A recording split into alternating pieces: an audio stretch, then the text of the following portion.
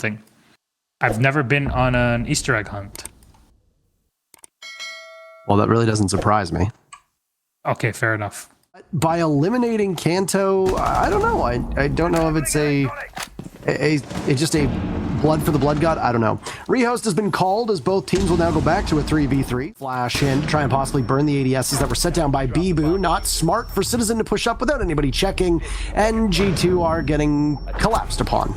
They won't get a single pick in the very final 3 as the former G2 member Gogo will make them pay for it. And that should be a rehost with the very first round. Unsurprisingly, a defender-sided affair here.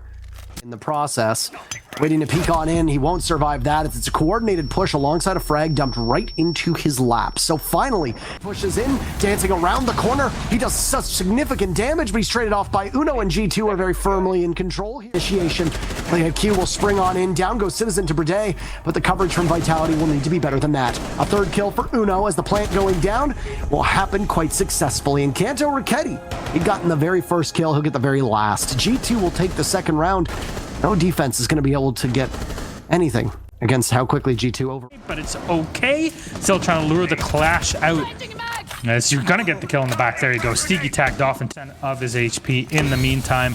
And you're still just delaying the long-range shot from Pengu. Connects and Hungry is on the floor.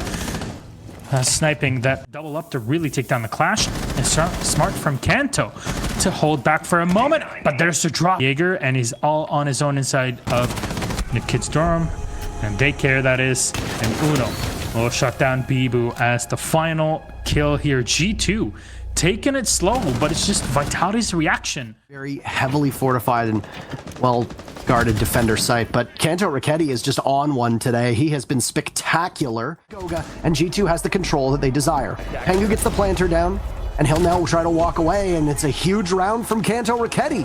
G2 just shredding through Vitality right now. They'll pick up 3 rounds in a row, doing everything they need to, and Vitality from Kanto Raketti as he pulls the trigger a little too slow on Brede, and then Uno hitting a goo mine. Well, he's punished on Arcade Stairs. It's 2 for Vitality, answered back by Pengu. They know that they've got the Legion in place, and, well, the posterior of Brede is spotted by Citizen. Amidst the smoke, it looks like the diffuser's going down from Pengu. It could be stopped as we're in the 8-second territory, but the Jaeger is nowhere to go but down, and 3 kills from Citizen will lead the way on round 5, giving G2 their 4th round in a row. The only one for Vitality going the way at the start before that.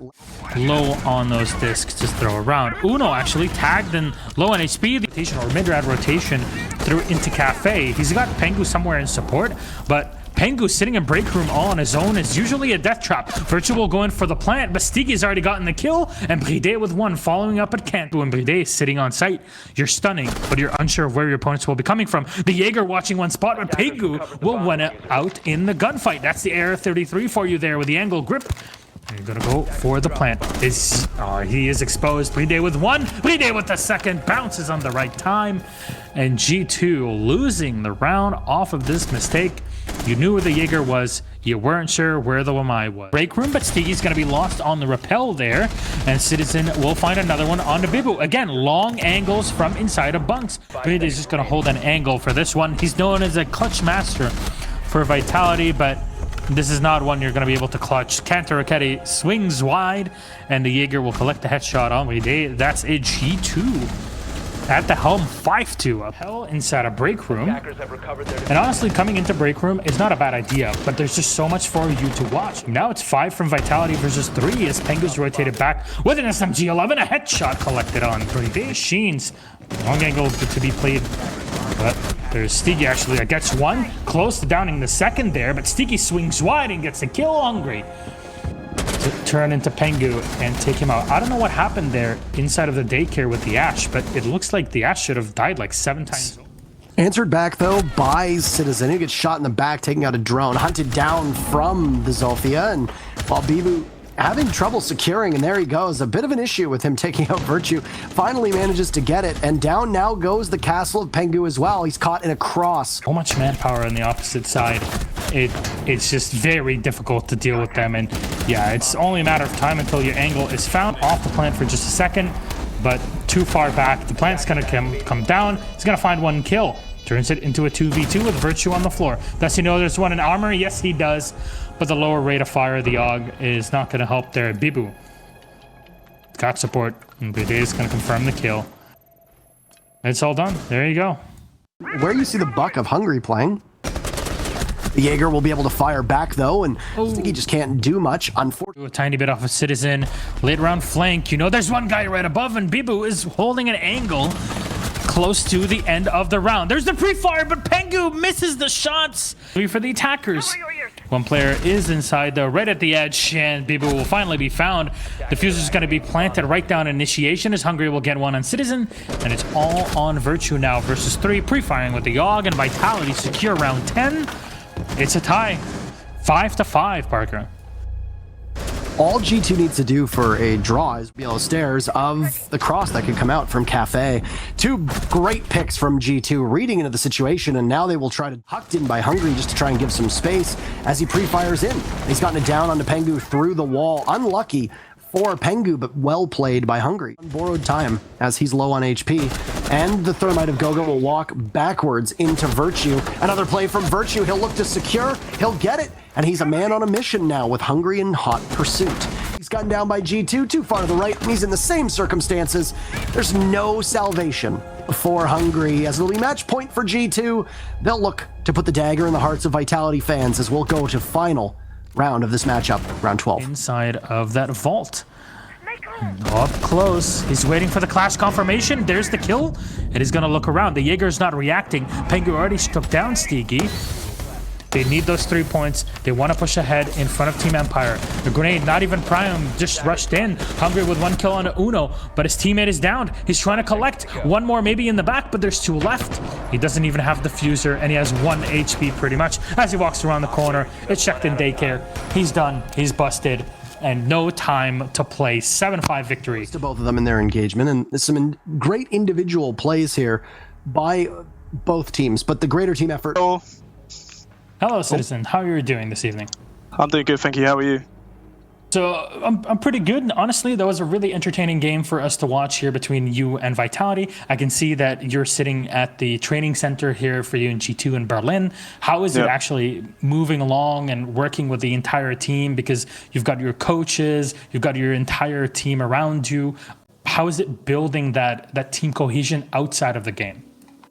I think it's really good working together like in real life, because you can eliminate all the problems there and then. You know, there's no like online where you have to like message people and stuff. You know, you can just tell them face to face and they take it more seriously.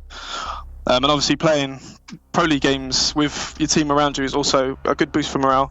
You know, everyone's happy playing with each other and stuff like that. So all in all, it's very good. Definitely so. Now, more questions on Theme Park. Usually when there's a new map introduced, we kind of teeter towards the side of the defense, right? They usually have an advantage. It's inherent, give or take, within the way that you build all this. Hello, Kantoraketti. He looks so good, doesn't he? But he does look good. It's Gimli in human form, to say the least. But the attackers had such a massive advantage in this matchup on Theme Park. Is this inherent to the map or the way that both of these teams played it? What do you think in your mind? I just think Theme Park is heavily favouring Goyo. I mean, you can put Goyo shields in every choke point of the map and it basically just ruins the fun. So when you ban the operators, you take them away. Do you see this easily prepared for the attackers where they can push in, take control of the map? Because it seemed like both of you guys were trying for flanks on the attack constantly deeper into the round with maybe a minute or so left. How do you prepare for those, and how do you gather the information to say, okay guys, let's just at least send 1 player around the side maybe for, you know, see what he can find? I mean, so when you spawn, basically you just open the backside of where you're going to push with 1 player, like I was doing, like when I was playing Ash, and then obviously you attack the side that you want to attack, and you just keep pressuring and pressuring, because there's a lot of choke points, especially over the cache side. Like, there's a lot of choke points and corridors and doorways, so there's going to have to be crossfires. So there's 4 people minimum having to watch that side of the map, which allows, there's only going to be 1 person watching the back, so you can just send any 2 attackers or 1 attacker just to come around the back and just basically just kill him. That's exactly what Uno did. Yeah, you know what? It kind of is reminding me of a lot of stuff that we usually see metagame-wise on Bank before it got removed from PL. Like the late round rotation into Garage, similar to what we saw here. The Pulse also being played in off positions, similar to also Consulate, for example. There's a lot of these sorts of plays, and I'm really excited to dig deeper into the map as this season continues and as it's actually getting close to ending. Then again, Citizen, thank you so much. Congratulations on your victory. Close one tonight against Vitality. Anything you'd like to say to the fans? Just thank you for your ongoing support. You know, even though we did 7-0 Empire and lost the other 2 games, you know, it doesn't really show how good we could be, but I think we have a lot of potential. So yeah, thank you for carrying on the support. Thank you says hello. Kadzo says thank you, and we will appreciate you. Thank you, guys. And of course, on April 6th, on Monday, you guys will be playing against Na'Vi. So for you, this is definitely going to be a big game, history speaking. But that's in a few days. Congratulations again. And, well, we'll see you on Monday. Good night. See you later.